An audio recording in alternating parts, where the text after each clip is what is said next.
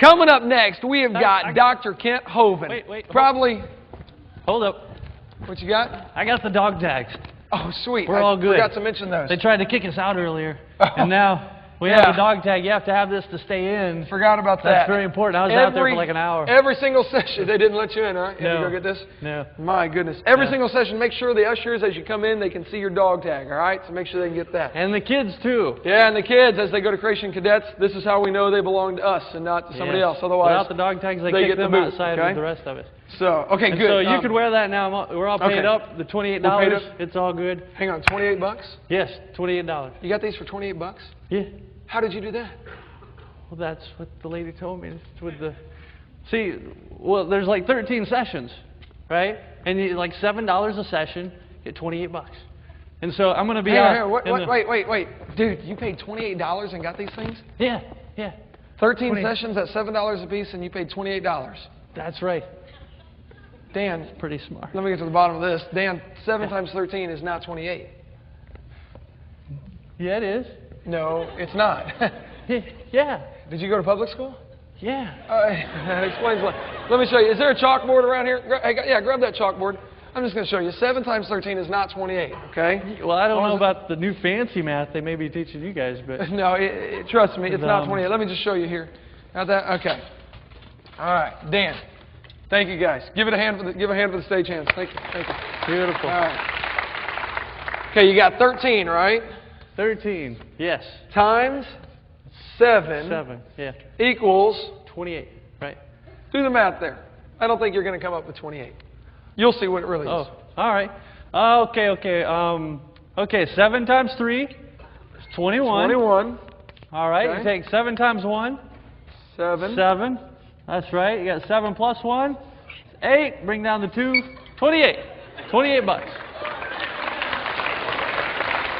Isn't that what everybody else pays? Right? $28. No, Dan, that's not how you multiply. Yeah, it is. All right, check it out. I just did it what right if, there. what if you did it the opposite way? What if we did 7 times 13. No, we just did 13 times 7. Let's just try dividing. What is 7 divided by 28? Now, see if you come up with 13 there. Okay. What is 7 into 28? Right. What do you get? I've been out of school a while now. Yeah, I can tell. Let's see. Okay, first of all, the 7 is not going to go into the 2, right? So you have to bring the 2 down here.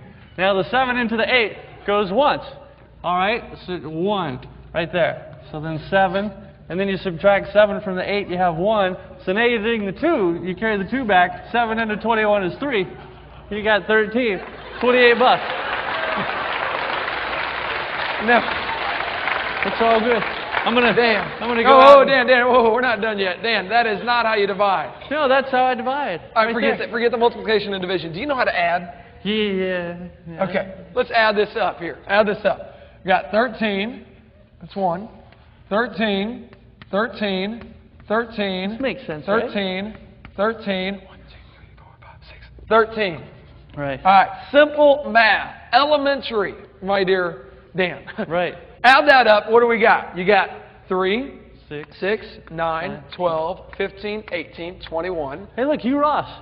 22, 23, 24, 25, 26, 27, 28. Yeah, 28 bucks. I'm going to go ahead and I'll be outside for the... Wow. Can I just say that there are a lot of stupid people out there?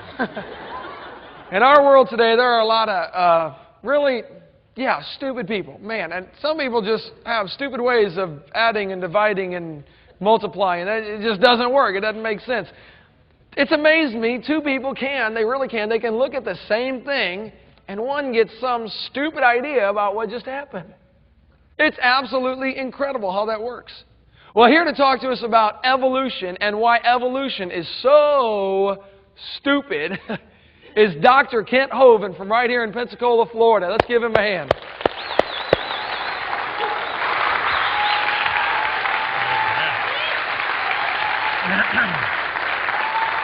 All right. Go to Thank you, son. Thank you. Amen. Okay. Let's see. Did I get it on here? Y'all been sitting a long time. Everybody stand up, turn around twice, and sit down. Go, go, go. Let's go. This is boot camp. If you got to go potty, that is tough, okay? We're glad you're here today. All right. This is our first boot camp. My son, Eric, I think has done an amazing job of organizing things. I've been traveling a lot. Thank you, son. They asked me to speak tonight on why evolution is stupid. I can't think of an easier topic on the planet to speak on. Now, keep in mind, one of the goals of our boot camp is to train people to be better soldiers. You may already believe in creation, that's great, but you've got neighbors who don't. We are unashamedly at our ministry for evangelism. I'm not against ministries that want to, teach you things and provide education or provide answers. I do that too. I'm in favor of that. But without apology, we want to use the creation message as a means of evangelism. We want to get people saved, and we want to train you to do the same thing. That's the goal of getting people converted. It doesn't do any good to fill their head with good stuff if you don't get their heart converted over to the Lord. I'm not against the intelligent design movement. I think it's great. I don't think they're going far enough. I'm not part of it. I wouldn't fight them for a second. But I want to go way beyond that. I want to lead them all the way to the cross and get them saved. So that's the goal here. Okay.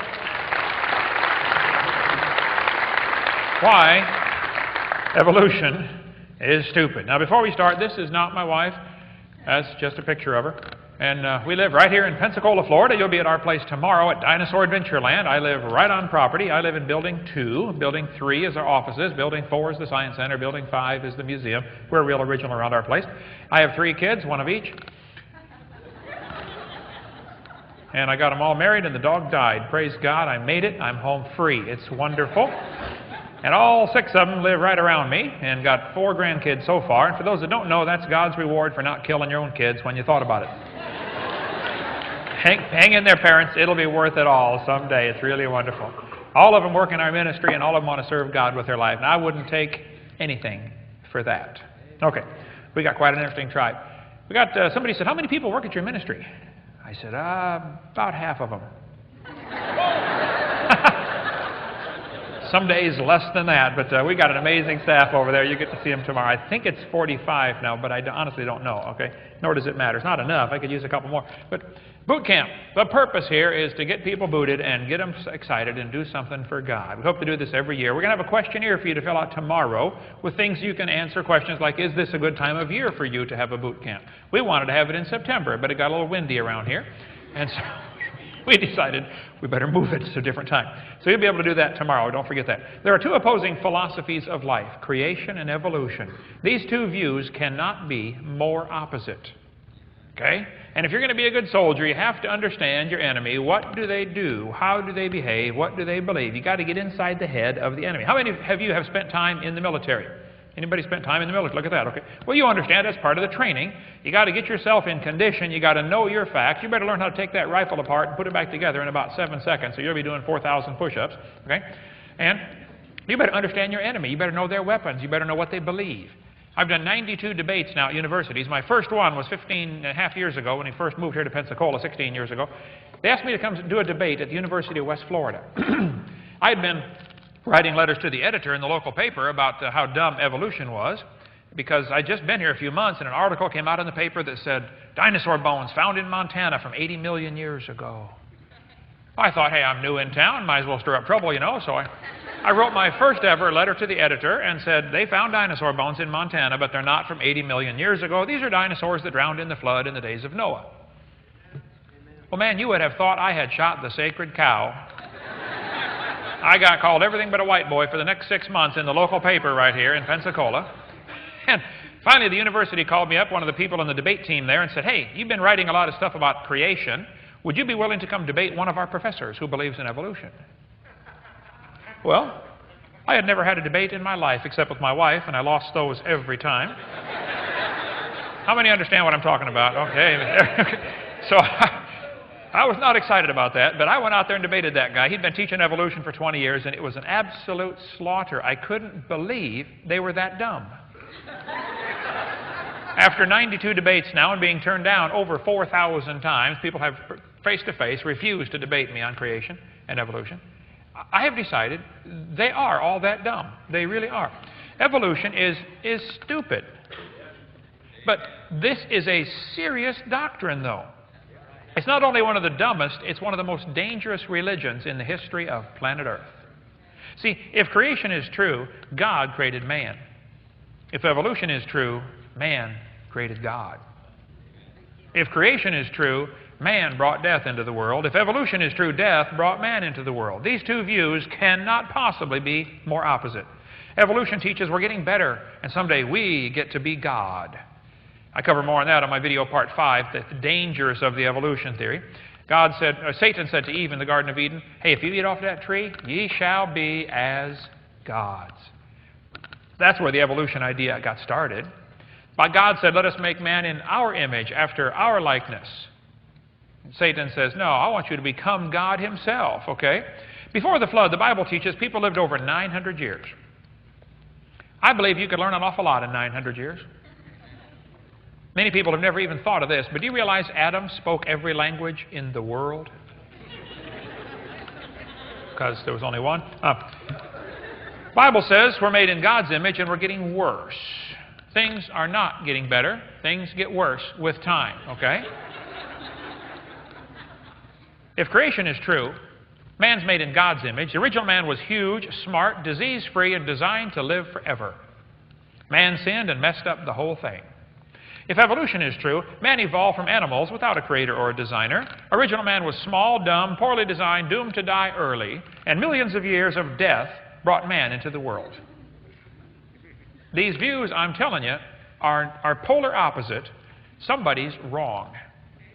And I enjoy showing them who they are. Okay? So, what about the cavemen? Where on earth do they fit into the picture? We teach the kids, this is Grandpa. Is it possible for an ape-like creature to turn to a human? Well, we cover a whole bunch more on the cavemen on our videotape number 2 of our blue series of tapes out there on the table under the stairwell. I like to ask evolutionists this question. I say, guys, here we have Mount Rushmore, which is, as far as I know, the world's largest rock group. Do you think it's possible for the face of George Washington to appear on those rocks by chance? Do you think the wind could have done that? Could that have happened by, abrasion or erosion or exfoliation or thermal expansion of the rock? I mean, what caused the face to appear on the rock? And they'll say, oh, this was designed by a guy named Borglum, and he took a long time and he built it. Okay. Now, guys, do you believe George Washington himself, the original real George Washington, with 50 trillion cells in his body and over 20 systems that we know of that are all interdependent on each other, do you believe the real George Washington happened by chance? They'll say, yeah. I say, wait. You don't believe his face could appear on a rock by chance, but you do think his entire complex anatomy could happen by chance. Are you dumb in any other area? Was there a designer for that? How about just a car, a simple car? Do you think that was designed, or could that just happen by chance? This is nothing compared to one single cell in your body. Can a box evolve? Joyce saw my seminar years ago and wrote this book. It's so cute. It's so simple. Can an ink pen evolve? Could just a needle evolve to sew your clothes up with? It just goes through simple things. You realize, no, that could not evolve. The DNA, the deoxyribonucleic acid in your body, is the most complex molecule in the universe. It is unbelievably complex. The DNA is. Was there a designer for that? Or did it just happen by chance? The Casio Databank stopwatch. Mine holds 300 phone numbers. It's a calculator, it's a countdown timer, and a stopwatch, and an alarm clock. It does not tell time. I have to look at it. But this is an amazing machine, okay? Do you think this thing could have happened by chance? You don't have to see the designer to believe he exists. The watch itself is proof there was a watchmaker, whether you ever see him or not. It's interesting. Evolutionists argue against design using arguments they designed. Michael Behe's got a great book on the design of the single cells in your body. He spends an entire chapter talking about the hair on a bacteria. One single hair on a bacteria is unbelievably complex. It's attached to a little tiny motor. That motor is in the skin of the bacteria. That motor turns 100,000 RPM. We've got a model of it you'll see tomorrow at Dinosaur Adventureland. That motor is so tiny, if you took one hair off your head and chopped it off, 8 million of the motors would fit on the stump. It turns 100,000 RPM. And it's so powerful, it's able to make that bacteria swim the equivalent of a person, a human, swimming 60 miles an hour through peanut butter. That's how powerful that motor is. It is just phenomenal. And you think it happened by chance? Come see the model. Did Ian Juby make it in? Ian, are you here tonight? He was going to come. He built a model for us. Be here tomorrow. Had transmission trouble coming down from Canada. Any more Canadians? Canadian, hey, okay, good. Canadian, eh? Do you think there might have been an intelligent designer for the model? I mean, just the model took an intelligent designer. Ian's part of the Mensa Club. I mean, really intelligent. But this is child's play compared to the real ones. There had to be a designer, okay? There's a rock, but on the side of the rock, you notice, hey, there's somebody carved something on there. I mean, we'd all agree with the rock is probably a natural thing, but what about the design on there? Nobody with half a brain would say, well, that just happened by erosion. No, that was designed, okay? You see a bunch of rocks arranged in a particular order, you automatically conclude somebody designed it. Look, if you're walking through the woods and you find a painting hanging on a tree, you look around, there are no people, there are no footprints. You holler, hey, anybody out there? Nobody out there. And you can't find any evidence of anybody having ever been there. What do you conclude? Somebody made the painting, right? The painting itself is proof of the painter. Do you think our dinosaur Adventureland is a result of just chance? Did the wind blow through there and assemble everything? I can assure you that is not how it happened, okay? Everything in this world is evidence of design. Do you think a little baby is evidence of design? Do you think that could have happened by chance? The creation view says very clearly that God made everything 6,000 years ago. 4,400 years ago, there was a big flood. A guy named Noah built a big boat, put all the critters on board, and everybody outside, their property value dropped to 0. And if you couldn't swim for a really long time, you had a real problem on your hands, okay? The evolution view says 20 billion years ago, there was a big bang where nothing exploded and produced everything. Somebody is clearly wrong. People say, isn't there a third position? Couldn't God use evolution? Well, the God that would use evolution is cruel, wasteful, stupid, and deceitful. It's not the God of the Bible, that's for sure. Jacques Monod said, natural selection is the blindest and most cruel way of evolving new species and more complex and refined organisms. It's a horrible process.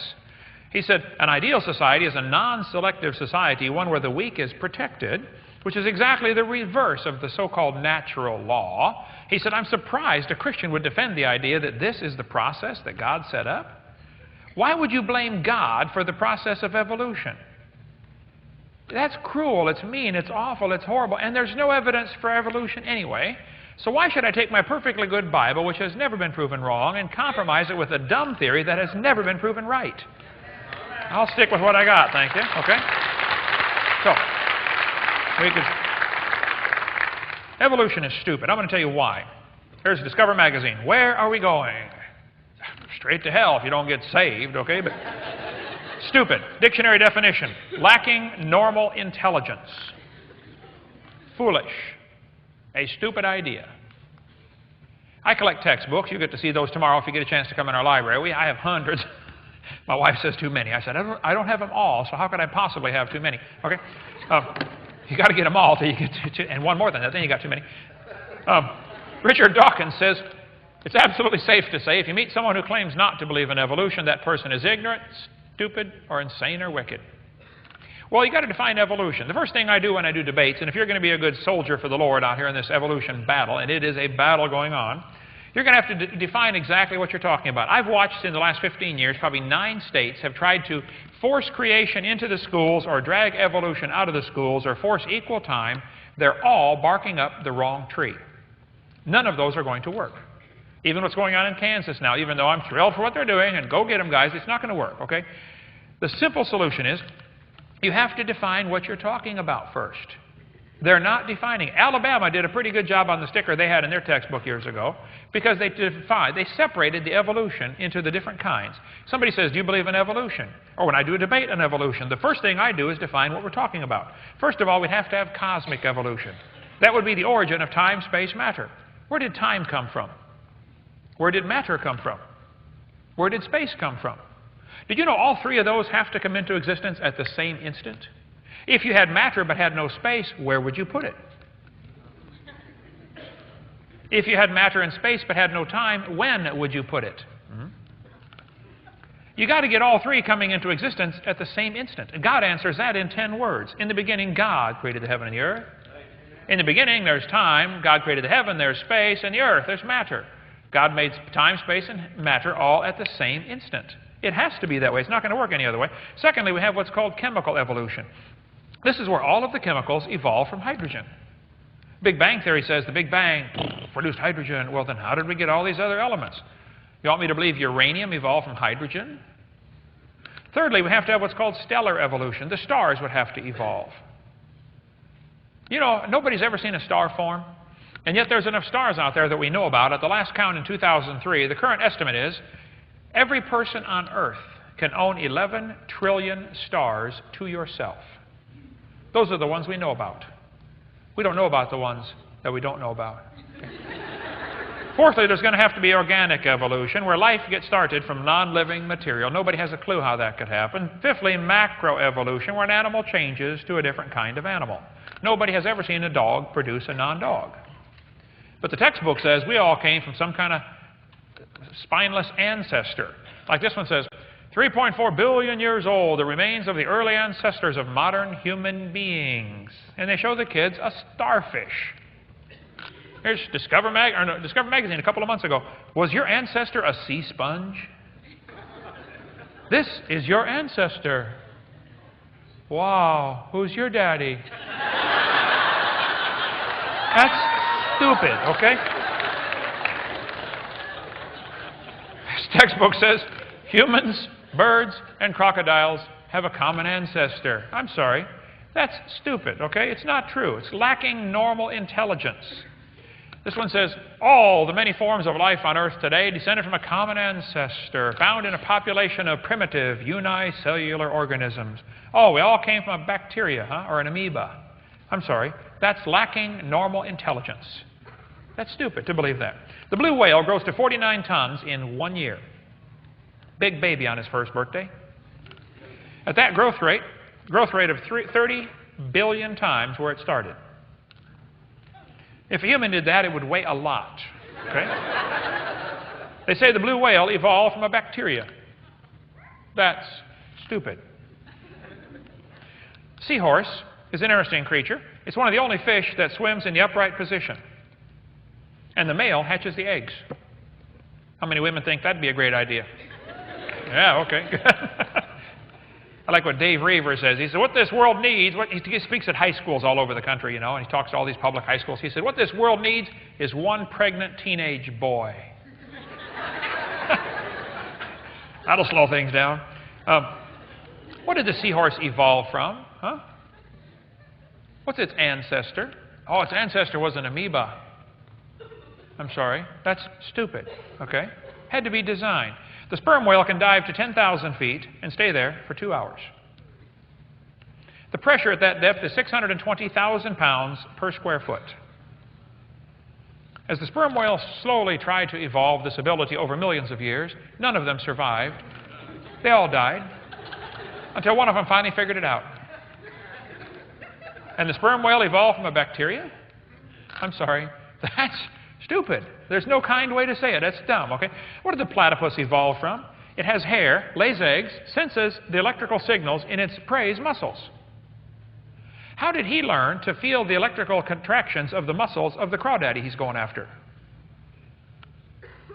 And they say it nurses its young. It's got a lot of strange features. What was the ancestor of a platypus? Oh, it was an amoeba. I'm sorry. That's stupid, okay? It had to be designed. The bottlenose whale can dive 3,000 feet down in 2 minutes. A person attempting that would have multiple medical problems and die almost instantly, okay? As the bottlenose whale slowly tried to evolve over millions of years, none of them survived. They all died until one of them made it. Who was its ancestor? Oh, it was an amoeba. That's what the kids are going to tell you. That's what the textbooks are going to tell your kids in school. That's stupid. Okay? The rhinoceros beetle, one of them carried 850 times its own weight. That's like me carrying 17,000 pounds. What did the beetle evolve from? Who's its ancestor? Oh, it was an amoeba. I'm sorry. That's lacking normal intelligence, okay? I think it had to be designed. The giraffe is an amazing animal. Its heart is 2 feet long. The heart, 2 feet long. It pumps blood up to the head. When it bends down to get a drink, and then he lifts his head up real fast when he hears a lion, he doesn't faint. You lift your head up 17 feet in about a half second. See what happens to you, okay? One atheist said, yeah, the giraffe has long neck so he can reach the trees. I said, no, the giraffe has a long neck so he can reach the ground to get a drink. And he's got long legs too, you know.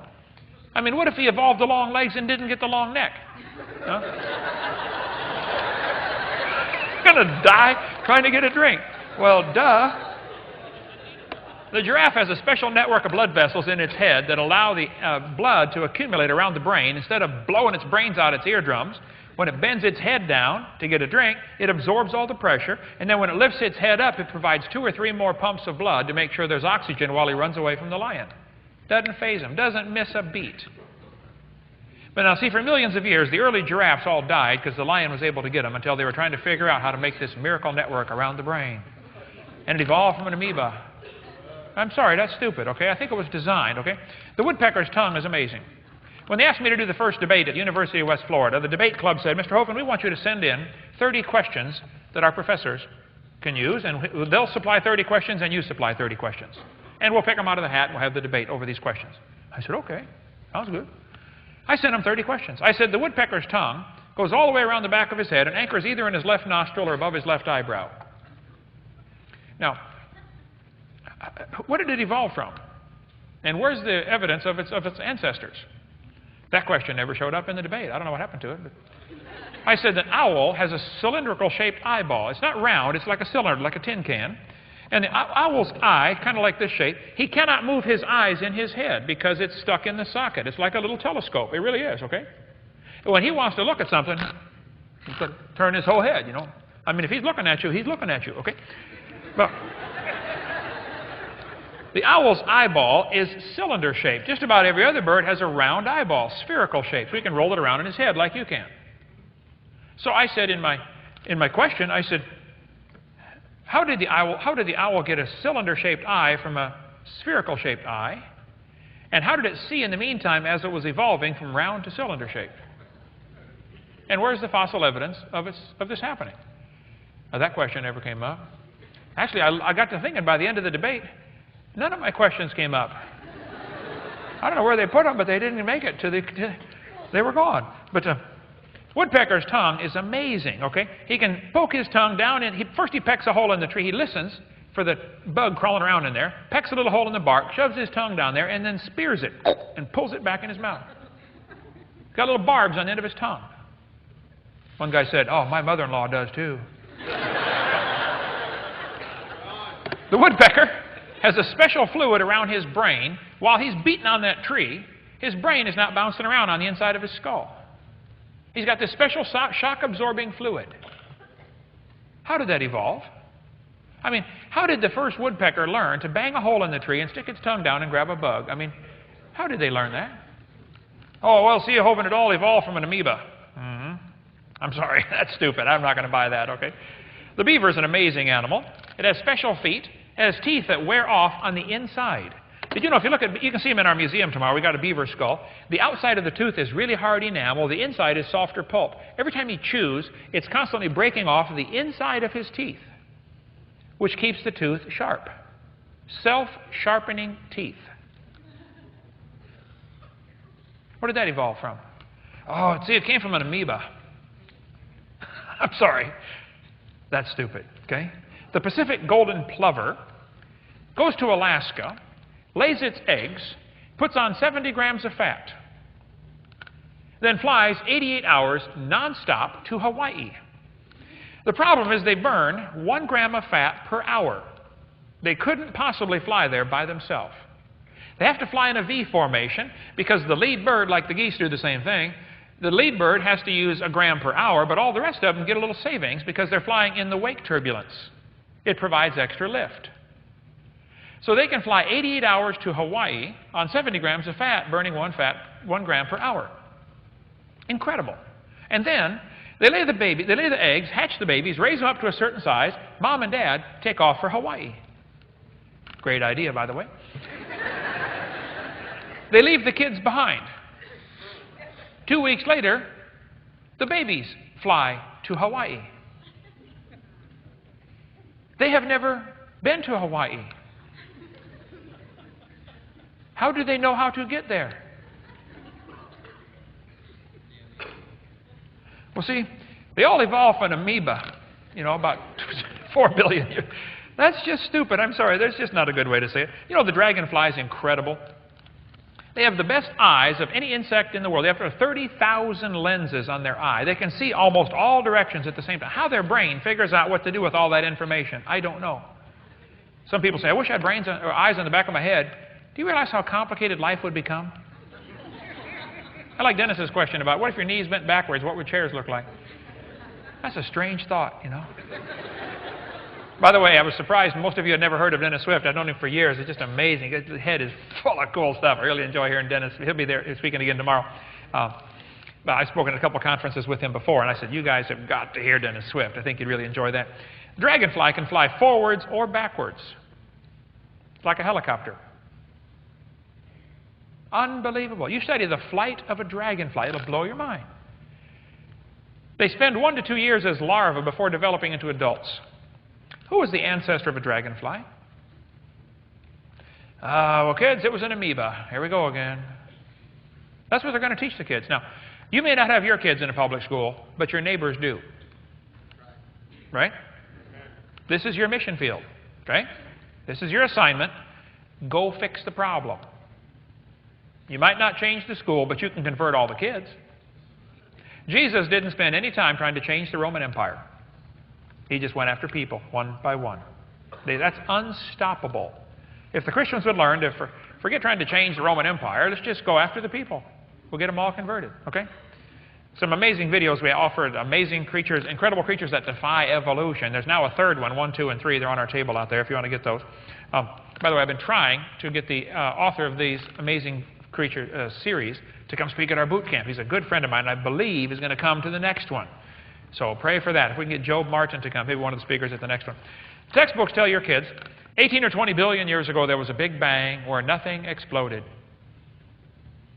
It was in a dot much smaller than a period on a page, and it exploded. That's stupid. Whole universe squeezed in a dot smaller than a period on a page? You couldn't squeeze a Volkswagen into a dot smaller than a period on a page, let alone the whole universe. Then it all exploded. Big bang. Now that's dumb. Where did time, space, matter come from? Who's ever seen a big bang create anything? We had a couple big bangs over in Hiroshima and Nagasaki. Didn't create nothing over there, did it? Big bangs don't create orderly universes. It's stupid. But the humanists believe the universe is self-existing and not created. You see this complex universe and don't believe there was a creator? Well, the second law of thermodynamics says everything gets worse. If you leave things alone for a while, they get worse. Nothing gets better with time. Things devolve. Humanists think the universe is self-existing and not created. Second law says everything gets worse. It had to have a winding up time because it's all winding down. It's not common sense to say it evolved by chance. Evolutionists say, well, if you add energy, you can overcome the second law, and the Earth receives energy from the sun. Yeah, but the universe is a closed system, okay? It's not receiving any new energy just by definition of universe. That covers everything. And adding energy is destructive. You have to have something to use the energy. The Japanese added a bunch of energy to Pearl Harbor and didn't organize a thing for us. A couple of years later, we returned the favor and added some energy to a few of their cities and didn't organize a thing. We've been adding all kinds of energy to Afghanistan, trying to find that guy with the diaper on his head, and haven't organized a thing. That's how you tell when the terrorists reach puberty, they put their diaper on their head. Adding energy is destructive. It's not going to organize anything. The sun's energy is going to destroy the roof on your house. The sun's energy is going to destroy your whole house. The sun's energy will destroy your roof on your car. It's going to destroy your upholstery. It's going to destroy the paint job on your car. Only one thing that can use the sun's energy is chlorophyll. No, they say adding energy solves the problem. I'm sorry, that's stupid. Adding energy makes the problem worse for the evolutionists. They say things are getting better. That's stupid. Here's Sue at 20. Here she is at 90. No, things don't get better with time, okay? This one says nothing really means nothing. Now that's stupid. Not only matter and energy would disappear, but also space and time. However, physicists theorized that from the state of nothingness, the universe began in a gigantic explosion. What? Can you believe they cut down a tree to print that? I mean, come on, where's Al Gore when you really need him, huh? That's what I want to know. That's stupid, okay? Nothing means nothing. Discover magazine. Where did everything come from? Oh, here we go, boys and girls. The universe burst into something from absolutely nothing. Zero. Nada. As it got bigger, it became filled with even more stuff that came from absolutely nowhere. How is that possible? Ask Alan Guth. His theory will explain everything. That's stupid, okay? Real stupid. Everything came from just nothing. Yep. The observable universe could have evolved from an infinitesimal region. Yep, we all came from a dot, boys and girls. It's then tempting to speculate that, we go one step further back and speculate that the entire universe evolved from literally nothing. That's stupid. It had to be designed, okay? Time, space, matter had to come into existence at the same time. People say, what did God do before the creation? I say, well, your question assumes that God is locked into time. It's a poor question. There's no answer for it because the question's no good. It's like asking me why are elephants orange? They're not, okay? And the question, what did God do before the creation, tells me that you're thinking about the wrong God. See, the God that I worship is not affected by time, space, matter. This is not 2005 in heaven. There's no time there. And an angel's going to fly by one day in the book of Revelation and it says there shall be time no longer. First thing you do, you get to heaven, take off your watch and flip it over to the side. You won't need that anymore. So before the creation, there was no time, and after God's done with this little experiment, there's going to be no more time. So once upon a time, there was a time when there was no time. Think about that one. So everything came from nothing. That's stupid. But that's what the kids are going to be taught in the school. And this is the mission field. Your mission is to seek them out, find them, and give them some common sense. Okay? Open up their mind and pour just a little bit of intelligent thought in there, okay? They say this nebula began to rotate. The dot began to spin faster and faster. Oh, it was spinning, and finally it exploded. Big bang. Well, if you put a bunch of kids on the merry-go-round and get it spinning clockwise as fast as it'll possibly go, you notice some very interesting phenomena. Okay? In phase one, the kids start screaming at the football players spinning the thing, saying, come on, let's go, faster, faster. You get up around 30 miles an hour. Phase two, they stop screaming. They just quietly concentrate on trying to hang on. You get up around 60 miles an hour, and they enter phase three, where they begin screaming again. Only it's stop, stop, please slow down. Don't stop, though. Go faster and faster. At about 100 miles an hour, they go to phase four, where they begin to fly off the merry-go-round. And that's when you notice something interesting. If the merry-go-round is spinning clockwise, when the kid flies off, the kid will be spinning clockwise until he encounters resistance, like a tree or pole. That's because of a law known as the conservation of angular momentum. A spinning object that breaks apart will have all of the pieces spinning the same direction. It's because the outside's moving faster than the inside. Okay, it's got farther to go. Well, we could talk a long time about that, but if everything began as a swirling dot, everything ought to be spinning the same way, and yet Venus and Uranus rotate backwards. 8 of the 91 known moons in the universe spin backwards. 3 planets have moons going both directions at the same time. Some whole galaxies are spinning backwards. CNN ran an article, Goofy Galaxy spins in wrong direction. The Bible says God created the heaven and the earth. Evolution says it all came from a big bang. It spun faster and faster and exploded. I'm sorry, that's stupid. That violates the laws of science. And somebody's got to get some common sense into these kids. Cosmic evolution, that's stupid. It didn't happen. Then the textbook says, as the earth formed, the surface was hot, and there was large pools of lava. Well, was the earth really a hot molten mass like the kids are going to be taught? The Bible says the Spirit of God moved upon the face of the waters. Somebody's wrong. Was it a hot molten mass like the textbook says? Or was it underwater like the Bible says? Well, Robert Gentry, I'd like to get him to come and speak at our conference one of these days too. He's a good friend of mine from Knoxville, Tennessee. One of the world's experts on the disposal of radioactive materials. Studied granite samples all over the world.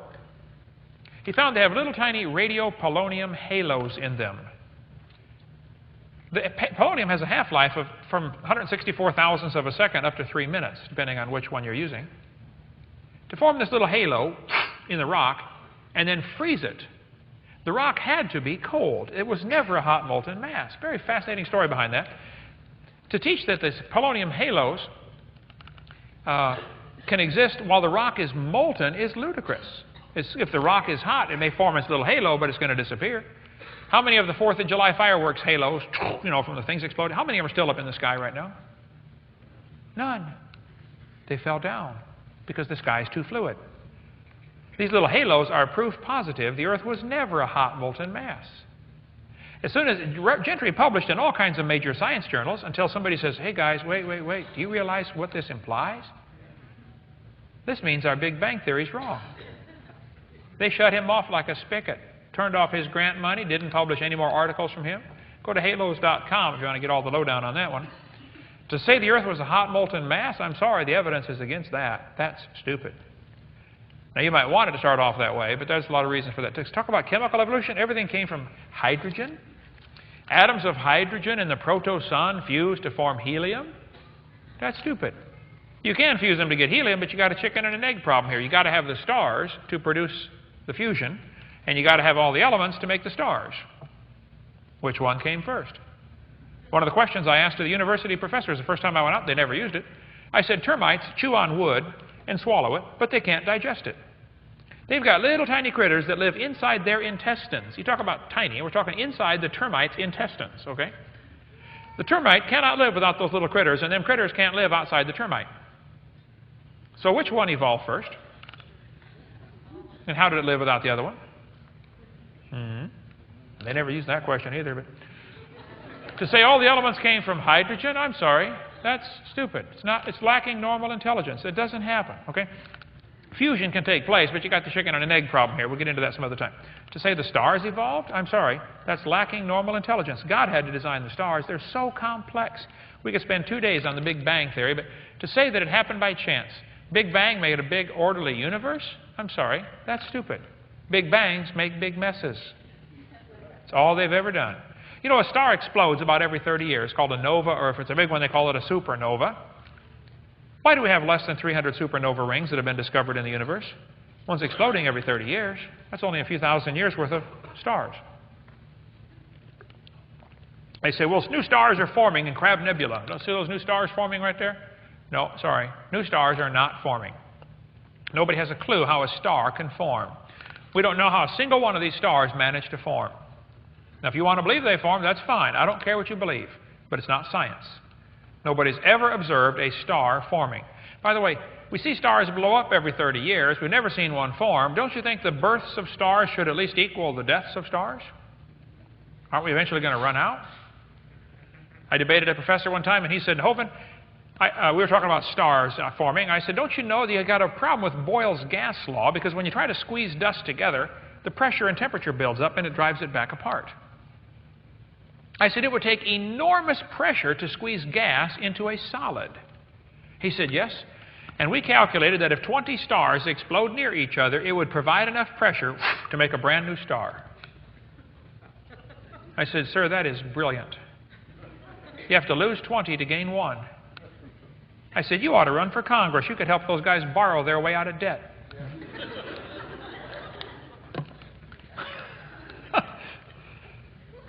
Do you think losing a star every 30 years is going to end up getting you 76 trillion stars? 11 trillion per person? I'm sorry, that's stupid. It's not going to work, okay? Planets are cooling off. They can't be billions of years old. Jupiter's cooling off. Ganymede's cooling off. It's hot. It's got a magnetic field. To say it's billions of years old is stupid. Saturn's rings are expanding. They're moving away from the planet. They're losing the rings. It can't be billions of years old. To say it is just stupid. It's not lacking normal intelligence. It's not. The moon is going around the Earth, but the moon is gradually getting farther from the Earth. We're losing the moon a couple inches a year, which means, of course, it used to be, closer. Well, if you bring the moon in closer, you got a real problem, because the moon creates the tides. Some of you folks don't live in Pensacola, and so you don't worry about the tides, but around here you worry about the tides. If you bring the moon in closer, the tides would be much higher. There's a law called the inverse square law. If you brought the moon into 1/3 the distance, you inverse the third and square it, it's 9 times the gravitational pull. Which means if you run all the math, you'll find out about 1.2 billion years ago, the moon was whizzing around just above the surface of the Earth. Which explains what happened to the tall dinosaurs. They got mooned. Okay? To teach the moon is billions of years old is just lacking normal intelligence. Okay? It's not common sense. So, I believe we have been lied to. I believe we've been told something that's just not true. Now, Arthur Keith, who wrote the foreword to the 59 edition of Darwin's book, said, evolution is unproved and unprovable. We believe it because the only alternative is special creation.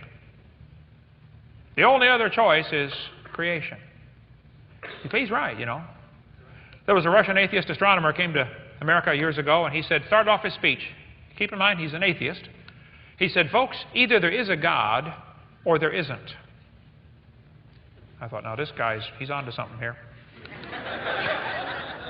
Pretty brilliant. And then he said, both possibilities are frightening. I said, wow, what a thought. Either there is a God or there isn't, and both possibilities are frightening. If there is a God, we better find out who He is and find out what He wants and do what He says, because He owns this place, okay? If there is no God, we are in trouble. We're hurtling through space at 66,000 miles an hour, and nobody's in charge. That's a scary thought. You believe something because the only alternative involves a creator? Would you believe the painting grew out of the tree because the only alternative involves a painter? Would you believe the watch oozed up out of the sand because the only alternative is a watchmaker? I mean, would you believe the building just assembled from a tornado in a lumber yard because the only alternative is a builder? Nobody with half a brain would reject the idea that there's a painter if you find a painting. You wouldn't reject the idea there's a builder if you found a building. Why do they reject the idea of a creator when they can see the creation all around them? I do a 90-minute radio program from 4:30 to 6 every day. I just got off in time to rush over here tonight. And we get atheists and skeptics that call in from all over the place. We had one from Sweden yesterday and one from England, and boy, they're angry at me. There's over 1,000 anti-Hovind websites. We're going for 2,000 this year.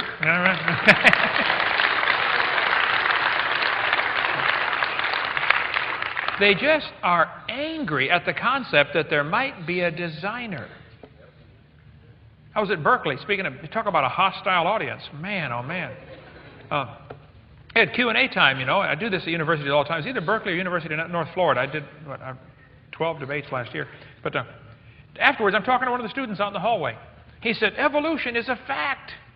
I said, well, son, just calm down for a minute. I said, let me ask you a question. Suppose the creation story was true. Suppose I'm right. Suppose there's a God. And suppose there are some rules. You know, like thou shalt not. You know. Would that affect your lifestyle any? He said, what do you mean? I said, well, if there's a God, and it is the God of the Bible, and if I'm right, then that means no lying, no cheating, no adultery, no fornication, no pornography, no X-rated movies. I mean, would that affect your lifestyle any? He said, yeah. I said, now tell me, son, have you accepted evolution because you've got some evidence for it?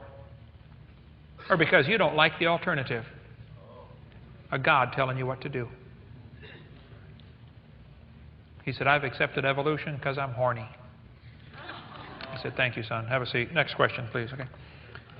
At least he's honest. Last days, scoffers will come and they'll be walking after their own lust. That's the reason they accept evolution. God said, scoffers are going to say, all things continue as they were. Oh, nothing changes. We cover all that on video 4. The Bible says they're willingly ignorant. Willingly ignorant. In the Greek, that means dumb on purpose. Okay? They're ignorant of how God made the heavens, plural, heavens, and the earth. We cover all that on video number 2. And the world was overflowed, and it perished. And the heavens and the earth today are kept in store. God's saving things up for judgment. Read 2 Peter chapter 3. Scoffers are ignorant of the creation. That means God created it. That means there's rules. They're ignorant of the flood. That means God can judge His creation. And they're really ignorant of the coming judgment. Julian Huxley said, I suppose the reason we left at Origin of Species was the idea of God interfered with our sexual mores. Well, that's real stupid. They did not like to retain God in their knowledge. Sorry, that's stupid. God cannot lie. God promised, whosoever shall call upon the name of the Lord shall be saved. Now that's smart. 36 years ago, I prayed and said, Lord, I'm a sinner. He said, you can say that again. I said, Lord, I believe you died for me, and I want you to forgive me and save me right now. Have you done that? If you're not sure you're going to heaven, we want to get you signed up. The blood of Jesus Christ, God's Son, cleanseth us from all sin. The only way you can go to heaven is through Jesus Christ. There's no other way. If you want to hear more about that, stop and see any of our staff with a green shirt. If they don't know how to show you how to be saved, let me know. We'll be picking peaches by tomorrow.